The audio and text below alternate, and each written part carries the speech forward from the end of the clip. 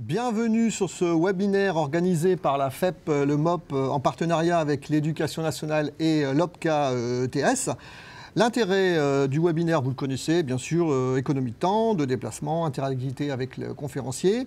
On va se dire 20 minutes, Dino. Donc je vous présente Dino, coach formateur spécialisé dans le développement des organisations par une approche humaniste. Et on traitera aujourd'hui, Dino, le thème « Comment améliorer sa performance managériale ». Bien sûr, c'est la première web conférence du réseau Jeunes Ambassadeurs, réseau qui existe depuis 2016 et qui compte aujourd'hui plus de 145 membres signataires. Bienvenue, Dino. Merci Olivier, bonjour à tous. Je suis ravi et très honoré d'être aujourd'hui votre animateur pour ce webinaire qui s'est donné 3 objectifs qui sont d'apporter d'abord une vision pragmatique du management, d'améliorer la qualité de votre impact sur les autres et également de favoriser les échanges de vos expériences managériales. Alors pour atteindre cet objectif, nous avons choisi de vous présenter 3 thèmes clés qui s'affichent à l'écran, qui sont celui du leadership constructif, celui de la méthode SMART pour définir des objectifs motivants et enfin celui du feedback constructif pour favoriser le processus d'amélioration continue. Alors pour illustrer ces thèmes, nous vous proposons de vous imaginer, de vous mettre dans le contexte suivant. Voilà, vous êtes dans le cadre d'un nouveau marché, vous reprenez une équipe du fait du transfert conventionnel et en tant que chef d'équipe, responsable de site, votre mission sera de piloter, de mobiliser, de prendre des décisions qui vous permettent également de motiver votre équipe pour accroître son efficacité. Alors, au premier thème, celui du leadership constructif. Alors, le leadership constructif, qu'est-ce que c'est? Eh bien, c'est une affaire de relation, surtout. Une relation que vous établissez avec les autres et qui possède les propriétés de leur donner envie de s'impliquer dans un projet, de contribuer à l'améliorer et également de contribuer à s'améliorer. Cette relation constructive, on dit qu'elle est constructive lorsqu'elle s'appuie sur des encouragements, sur des remarques positives et qu'elle s'inspire surtout de ce qui fonctionne bien dans l'organisation. Alors pourquoi est-ce qu'on vous parle de ce thème du leadership constructif et qu'on vous invite à l'appliquer? Eh bien, des études ont montré que c'est la forme de relation managériale qui produit la meilleure efficacité et sur la durée. Alors prenons un premier exemple pour illustrer le propos. Alors, dans cet exemple, imaginez que vous soyez un chef d'équipe à l'hôpital au centre hospitalier Georges Pompidou et vous vous adressez à vos agents de propreté pour leur transmettre des consignes concernant les protocoles d'utilisation des produits d'entretien. Voilà. Et on va vous proposer 5 façons de transmettre ces consignes, 5 attitudes possibles et nous allons vous demander de choisir parmi ces 5 celle qui vous semble la plus efficace dans la durée, celle qui est susceptible de donner envie de s'impliquer, de réussir ensemble ce projet, que je vous rappelle, qui est celui concerne le respect des protocoles d'entretien. Alors, voici, présenté sur vos écrans, ces fameuses 5 options. Alors, comment est-ce que vous feriez pour transmettre ces consignes à votre équipe? Alors, je vous les passe tout en revue. La première, eh bien, vous dites, moi, pour transmettre ces consignes, eh bien, j'interroge mes collaborateurs pour m'assurer qu'ils ont bien compris ces instructions. Ces instructions d'ailleurs que j'ai pris soin d'inscrire sur une fiche. La deuxième option, c'est eh bien je passe souvent pour surveiller le respect des protocoles et surtout bien faire comprendre à chaque fois que je détecte une anomalie que c'est ce genre d'anomalie que je ne désire pas voir. Troisièmement, vous choisissez plutôt de montrer précisément comment respecter les règles et les contraintes, et également vous expliquer pourquoi ce protocole a été réalisé de cette façon-là. Quatrième option, vous insistez plutôt sur les risques encourus en cas de non-respect du protocole, Et dernière option, ma foi, vous avez beaucoup de travail, vous ne voulez pas beaucoup vous étaler sur les explications et vous préférez répondre aux questions s'il y en a, et sinon, allez hop, tout le monde au boulot. Donc voilà, ce qu'on vous propose, eh bien, c'est de choisir parmi ces options celle qui vous semble la plus, je répète, la plus efficace dans la durée, celle qui va donner envie aux gens de se mobiliser pour réussir à respecter ces consignes. Alors, il vous suffit, je crois, d'écrire... Sur l'espace questions, hein, vous avez un espace réponse, espace questions, et donc on va en direct recevoir vos réponses. Hein, l'objectif étant bien sûr de vous retransmettre dans les minutes qui viennent ce qui a été reçu et qu'on puisse ensuite en débattre. Donc on vous laisse quelques secondes pour nous faire parvenir vos réponses. L'objectif, bien sûr, sur ces diapos, c'est d'arriver à voir un petit peu quel est, au niveau de cet objectif de susciter l'engagement, les réponses qui vont se concentrer sur la 1, la 2, la 3, la 4 ou la 5. Donc vous pouvez répondre soit juste un chiffre, soit je réponds tel chiffre à la question. Hein. En attendant, nous, on va voir un petit peu ce qu'il en est de l'actualité dans notre monde de la fédération. Donc, je vous ai dit tout à l'heure, ce webinaire organisé par l'éducation, en collaboration avec l'éducation nationale, par la FEP et le MOP. Notre actualité, donc, aujourd'hui, c'est celle d'un centre de formation d'apprentis, par exemple, où on est en train de passer les examens, de les préparer. On va voir un peu les résultats qu'on aura tout début juillet. Alors, on attend les réponses qui commencent à s'afficher. Voilà. Donc, on laisse encore quelques instants. Et puis on communiquera les résultats. Voilà. Donc, j'ai une majorité quand même sur la proposition numéro 3 qui apparaît. Hein.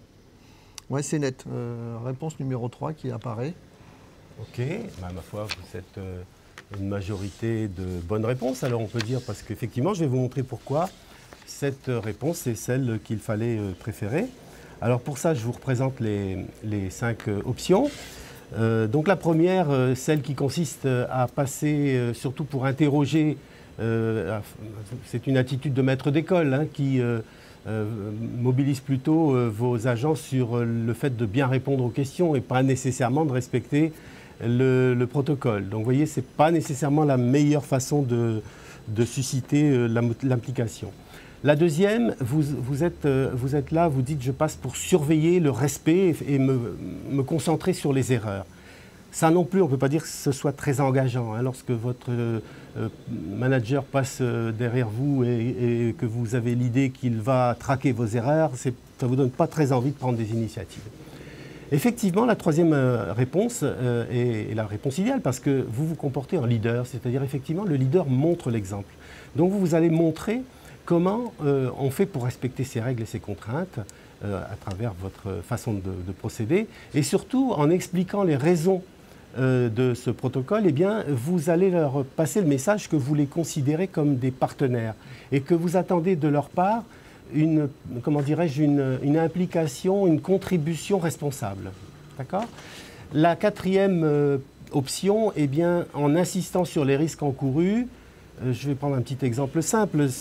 Vous avez peut-être eu l'occasion d'apprendre à vos enfants pour la première fois à monter sur un vélo et reconnaissez que si vous aviez passé votre temps à leur dire attention tu vas tomber, attention tu vas te faire mal, eh bien votre enfant il ne serait certainement pas encore en train de pédaler. Donc vous voyez bien que insister sur les risques, eh bien c'est plutôt paralysant comme approche. Et la dernière, ma foi, en disant moi je réponds aux questions et puis au boulot, vous risquez de laisser passer une information concernant votre non-engagement. Et vous savez, le leader, c'est toujours quelqu'un qui montre l'exemple et surtout lorsqu'il est mauvais. Donc si vous vous montrez que vous n'êtes pas engagé, ma foi, vous risquez de contaminer vos collaborateurs et de faire en sorte qu'ils ne s'engagent pas non plus. Pardon. Donc vous voyez, la réponse, effectivement, la réponse numéro 3, c'était celle qu'il fallait choisir et bravo pour le choix que vous avez fait. Alors, passons au thème suivant. qui est celui de la méthode SMART. Alors, la méthode SMART, c'est une façon que nous vous proposons de revisiter, pour ceux qui la connaissent, et en tout cas d'utiliser à chaque fois que vous aurez besoin de mobiliser vos équipes, de faire en sorte qu'ils s'impliquent dans vos projets. Alors, un objectif SMART donc, est un objectif motivant, c'est-à-dire qui donne envie de se mobiliser. Et je vous rappelle juste qu'un objectif, c'est une cible précise à atteindre. Et vous verrez que le SMART vous le rappelle largement. En procédant comme ça, en utilisant l'approche SMART, ma foi, vous offrez à chacun l'opportunité d'exercer ses compétences pour atteindre un résultat concret ou contribuer à un résultat concret. Alors, juste vous décrire cet acronyme, le SMART. Alors, pour définir un objectif SMART motivant, donc, il faut qu'il ait ces 5 caractéristiques. Une, il faut qu'il soit spécifique. C'est-à-dire ce que vous demandez à votre collaborateur, le résultat que vous lui demandez, eh bien, il doit être capable de le produire par lui-même, sans autres dépendances externes. Donc, il doit être spécifique. Il doit aussi, votre collaborateur, être capable d'apprécier par lui-même s'il a atteint l'objectif ou s'il ne l'a pas atteint. Donc, il faut qu'il soit mesurable d'une façon ou d'une autre. Il faut qu'il soit ambitieux. Pourquoi ambitieux? Parce que c'est à chaque fois qu'il y a un défi à relever, eh bien, c'est motivant. On a envie de se surpasser, on a envie d'aller plus loin. Et il faut aussi qu'il soit réaliste. Et c'est là votre dosage. Trop ambitieux, il risque d'être pas très réaliste. Vous aurez à doser entre les deux. Donc réaliste, ça veut dire que vous avez la preuve ou suffisamment d'éléments pour savoir que ce que vous demandez est réalisable. Et puis, vous pouvez le vérifier à partir du taux d'adhésion autour de vos collaborateurs. Vous voyez bien si ils sont tous réticents ou s'il n'y en a que 2 tiers. Enfin voilà, ça vous donne une idée du réalisme de l'objectif. Et comme je vous le disais tout à l'heure, temporel, c'est-à-dire que cette évaluation, vous allez la faire à un moment donné. Vous allez lui donner un certain temps pour réaliser cet objectif et donc ce temps doit être spécifié dans l'objectif. Alors pour vous aider à participer à créer un objectif, c'est l'étape suivante. Imaginez que vous soyez dans la situation qui est décrite ici. Voilà, vous êtes dans le cadre d'un contrôle qualité réalisé sur un chantier et puis vous apercevez que les procédures de nettoyage ne sont que partiellement respectées. Évidemment, ça joue sur le taux de satisfaction client que vous, en tant que manager, vous êtes engagé à respecter. Donc, on peut dire que le taux d'acceptation qui est présenté ici, c'est votre objectif à vous. Hein, c'est votre 0,8 taux d'acceptabilité qui est à vous. Alors, il est spécifique parce qu'il s'adresse à vous et vous avez tous les moyens pour pouvoir l'obtenir. Sinon, vous ne l'auriez pas accepté. Il est mesurable, le 0,8, le 80% de seuil de satisfaction attendu est mesurable. Je crois que vous avez des procédures pour mesurer ça. Il est ambitieux, bah oui, il me semble qu'un seuil de 8 sur 10, c'est quand même une bonne note à atteindre, un niveau de satisfaction plus qu'honorable. Il est réaliste, j'imagine que vous, dans vos métiers, vous savez que ce seuil-là, d'abord, c'est celui que tout le monde vise et puis c'est celui qu'on doit absolument atteindre et que c'est faisable. Et enfin, vous, en tant que manager, j'imagine que vous serez évalué au cours d'une année et qu'on verra, sur tous les chantiers qui vous ont été confiés, quelle note moyenne vous obtenez en termes de satisfaction. Et c'est ce qui vous vaudra probablement les récompenses et la promotion que vous méritez si vous arrivez à les atteindre et voire même à les dépasser. Donc voilà, cet objectif, c'est le vôtre. Mais vous, quel objectif est-ce que vous donneriez à vos équipes pour vous aider à atteindre le vôtre? Hein, c'est la question qu'on vous pose. Et ce qu'on vous invite à nous renvoyer maintenant, c'est voilà, rédiger quelque chose, dire voilà, moi, mais dans les conditions que vous m'avez présentées, voilà le genre d'objectif que moi, j'aurais envie de donner à mes équipes. Voilà, et si vous voulez les partager avec nous, on aura l'occasion de les commenter et puis peut-être de vous aider à les focaliser davantage pour qu'ils ressemblent plus à un SMART ou au contraire, souligner à quel point vous avez acquis le concept. Alors, à vous de jouer à nouveau. À vous de jouer. On attend donc vos retours, quelques secondes par rapport à l'interactivité. On a ça sur retour sur la tablette. Ok. Alors, on va attendre quelques Donc, instants. comme c'est du clavier, c'est pas forcément facile. Voilà, vous focalisez pas sur... vous pouvez taper en mode télégraphe, hein, nous, ça nous convient. On a des déchiffreurs au bout de la ligne, donc pas de souci. Pas de souci. Alors, en attendant, on peut peut-être redéfinir un ou deux objectifs que les participants pourraient commenter. Oui, oui, tout à fait. Donc, on a parlé de celui de l'hôpital Georges Pompidou, mais on peut se mettre dans un autre contexte. Hein. Vous allez voir que l'objectif représente à peu près la même démarche. Voilà. Imaginez que vous soyez, on vous a votre N+1, votre entreprise attend de vous que l'entreprise s'inscrive dans une perspective d'innovation durable et qu'elle souhaite faire en sorte de renforcer son engagement sociétal. Voilà, donc voilà, ça c'est ce qu'on vous demande à vous. Alors là, c'est plus un objectif, c'est une orientation. Vous, comment vous le déclineriez? Qu'est-ce que vous demanderiez à vos collaborateurs en termes d'objectifs? Qu'est-ce que vous leur demanderiez pour vous aider à entrer dans cette démarche RSE? Voilà, donc c'est redéfinir des objectifs SMART par rapport à cette définition d'une politique entreprise, par rapport à ce qu'on pourrait avoir. Donc c'est un deuxième exemple. Hein. On attend vos commentaires sur cet exemple. Alors on peut prendre quelquefois des spécificités. Par exemple, on parle beaucoup dans notre métier de produits donc, écologiques. Donc là, ça pourrait être l'aspect spécifique pour chaque salarié. Ce serait d'utiliser donc des produits qui aient un label. On pourrait avoir l'aspect mesurable. Par exemple, l'utilisation, la consommation ou le pourcentage de produits écolabels qui seraient utilisés dans le cadre d'une entreprise ou d'un site en particulier, s'il y a une demande particulière au niveau d'un client, par exemple. Toujours ambitieux. Donc, en fait, Olivier, dans tous ces cas, la difficulté du manager, c'est qu'il sait trop bien ce qu'il faut faire. Il sait trop bien ce qu'il faut faire. Et il a tendance à le transmettre tel quel. C'est-à-dire qu'il ne va plus avoir tendance à transmettre un objectif, mais il va donner une suite d'actions. Une suite d'actions. Et là, c'était très dangereux, parce que si, malgré ces suites d'actions, vous n'obtenez pas vos objectifs, vous ne pourrez pas vous en prendre à vos collaborateurs, puisque ils auront fait ce que vous leur avez demandé de faire, et s'il n'y a pas les résultats, vous en êtes... Voilà, donc c'est ça la difficulté, hein, c'est de bien identifier, bien calibrer quelque chose, une responsabilité que vous leur confiez et un résultat que vous attendez d'eux. Voilà, toujours avec une borne de temps. Et tout à fait. Par rapport à la mesure, puisque cet objectif SMART, il doit être ambitieux, il doit être aussi réaliste, comme vous disiez tout à l'heure, Dino, et c'est des fois toute la difficulté, c'est d'avoir quelque chose qui soit certes ambitieux au niveau de cet objectif, mais qui puisse quand même être réalisable. Hein. Alors sur ces thématiques de développement durable RSE, on peut aussi avoir ce sens de fédérer sur l'environnement du bien-être, apporter donc les salariés d'agir concrètement dans ce travail.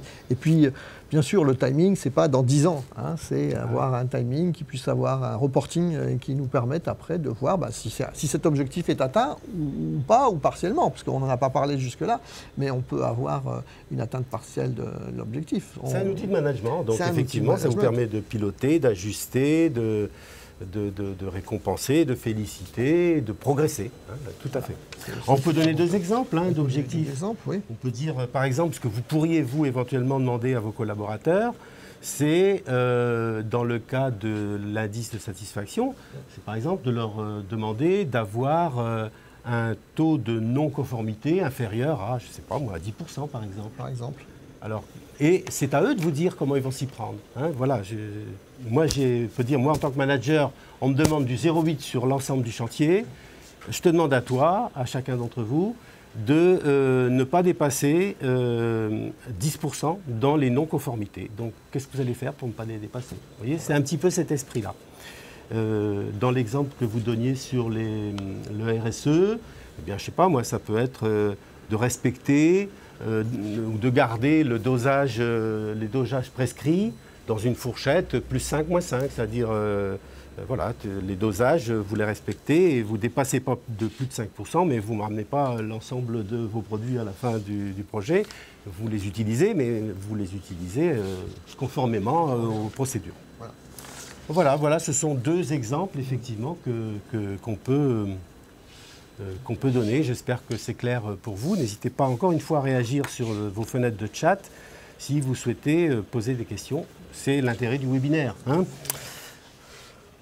Ok, on passe au thème suivant. Alors, sur le thème suivant, c'est celui du feedback constructif. Ce feedback constructif, tel que je vous le disais tout à l'heure, c'est c'est un mode de partage d'informations.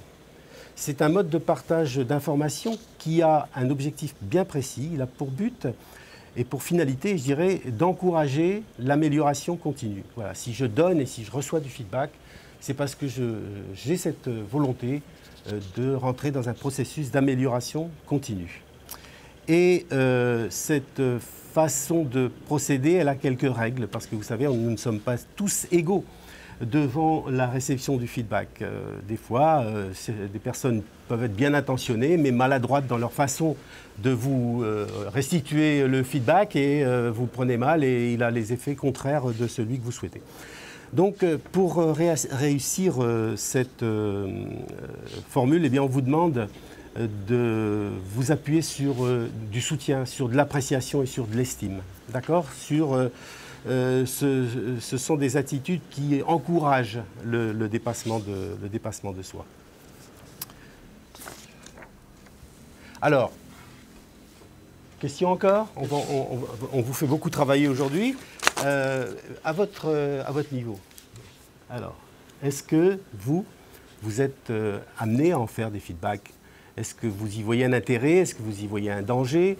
Quels sont les avantages que vous pouvez y voir ou avoir vous-même constaté dans vos activités professionnelles ? Alors, on va laisser quelques instants, on va voir ce qui va s'afficher. Donc, question, faites-vous des feedbacks ? Oui, non, j'en fais pas. J'aime bien ça, j'aime pas ça. J'aime pas ça, remontant, descendant, ascendant, on a plusieurs. Et quels sont les avantages qu'on peut y retrouver ? Donc, on voit. Alors, dites voir, est-ce que vous avez un auditoire qui est plutôt, en général, engagé, timide ? Comment est-ce que ça fonctionne ? Alors, pour l'instant, on est sur faites-vous des feedbacks, on en a quelques-uns. Oui. Après, ils ne nous disent pas forcément l'intérêt, mais on voit que c'est une pratique qui apparemment a déjà lieu dans certaines entreprises, en tout cas pour certains managers. Donc, c'est un outil très utile. Alors, et on va vraiment vous donner quelques éléments supplémentaires. En fait, dans les échanges de feedback, il y a deux attitudes. Il y a celui qui le donne et celui qui le reçoit. Et pour que ça fonctionne, je crois qu'il faut se programmer un petit peu dans ces attitudes. Et vous verrez que vous, manager, parfois, vous êtes dans les deux. Parfois, vous en donnez lorsque vous faites du feedback descendant, mais parfois, vous en recevez lorsque vous faites du feedback ascendant. Et donc, je voudrais vous parler de ces deux attitudes. Recevoir un feedback, c'est une chance. Et surtout accepter cette chance que quelqu'un vienne vous livrer des informations qui ne sont pas faciles à délivrer naturellement. Voilà, parce qu'en général, elles se focalisent sur des axes d'amélioration, c'est-à-dire sur des points où vous n'êtes pas nécessairement le meilleur. Bon, donc, recevoir un feedback, c'est une chance pour pouvoir progresser dans vos compétences, dans votre savoir-être. Donc, rappelez-vous de ça, et je vais y revenir tout à l'heure. Donner un feedback, c'est un acte managérial humaniste. Tout à l'heure, vous me présentiez comme un manager humaniste, mais c'est vraiment ça. Le feedback, c'est un acte humaniste parce que vous le faites dans le but d'encourager le dépassement de soi, l'amélioration des compétences, le dépassement de soi, comme on disait tout à l'heure. Et le but, c'est d'accroître la performance individuelle et collective, de se donner des raisons d'être fier de ce qu'on a fait, seul ou ensemble. Alors évidemment, la difficulté, comme je vous le disais tout à l'heure et comme vous le voyez à l'écran, c'est que vous avez souvent à donner des feedbacks sur des zones où les performances se sont à améliorer. Et je vous le dis, un leader constructif va employer plus souvent l'appréciation, le soutien et l'estime, et très rarement la critique. Et c'est là notre difficulté. parce qu'un feedback en mode critique, c'est bloquant. Très souvent, la personne se focalise sur ce qu'elle n'a pas bien fait et puis elle n'est pas disponible pour s'améliorer. Donc c'est ça, hein, comment faire pour transmettre cette information et pour qu'elle soit recevable par le récepteur. Rappelez-vous également que parfois c'est vous le récepteur. Parfois l'information elle vous vient d'en bas et elle remonte, c'est à vous de la faire remonter. Et si ceux qui vous la restituent n'ont pas eu la chance de participer à ce webinaire, alors peut-être qu'ils n'ont pas, comme vous, les informations nécessaires pour construire correctement un bon feedback. Alors ça sera à vous de filtrer, ça sera à vous de vous dire, bon, c'est pas exprimé sous une forme qui m'est favorable, qui m'est agréable à entendre, mais ça sera à vous de filtrer et de vous dire, bon, j'ai quand même de la chance, ces personnes ont suffisamment confiance en moi, et dans l'organisation pour nous restituer une information critique, comme par exemple, je ne sais pas moi, le client qui râle ou des problèmes de management ou j'en sais rien, des problèmes peut-être même vous concernant votre management. À ce moment-là, soyez ouverts, acceptez ce retour d'information comme un cadeau qu'on vous fait et comme un cadeau précieux parce que cette information, vous ne la verriez pas si on ne vous la donnait pas. Donc le feedback descendant, je vous le rappelle, il a pour objectif d'encourager l'amélioration des performances individuelles et collectives, de changer les comportements. Et le feedback ascendant, celui qu'on va vous renvoyer, en général, il porte sur l'organisation tout entière, sur la manière de manager, sur la manière de gérer les ressources, etc. Et en général, il est destiné à l'amélioration de l'organisation dans son ensemble. Voilà, si vous avez des questions, des commentaires, encore une fois, n'hésitez pas, c'est le moment. Ma foi, en attendant, peut-être on peut vous présenter un petit résumé de ce que nous venons de voir ensemble. Donc nous venons de voir ensemble une attitude de leadership constructif. Vous voyez, constructif, c'est le mot qui sort souvent dans notre présentation d'aujourd'hui. Donc, leadership constructif, vous êtes en position de mobiliser, de motiver, de donner envie, plus que de celle d'exiger. En fait, le meilleur mode de leadership constructif que vous pourrez faire, c'est lorsque les personnes qui reçoivent vos instructions, qui reçoivent vos informations, se créent une exigence pour eux-mêmes. Voilà, et qu'ils se fixent eux-mêmes un objectif à atteindre. Vous voyez, alors là, vous êtes au top du leadership constructif. La méthode SMART, je vous rappelle, qui consiste à produire des objectifs spécifiques, mesurables, ambitieux, réalistes, bornés dans le temps, est une méthode qui, justement, vous aide à développer un leadership constructif en donnant des responsabilités à vos collaborateurs et en leur laissant un certain champ pour pouvoir s'organiser et pour pouvoir atteindre les objectifs que vous leur avez demandé, auxquels vous leur demandez de participer.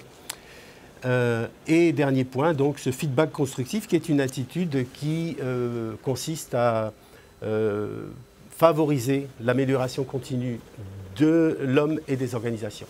3 mots-clés, on vous les rappelle pour le feedback constructif. Appréciation, soutien et estime.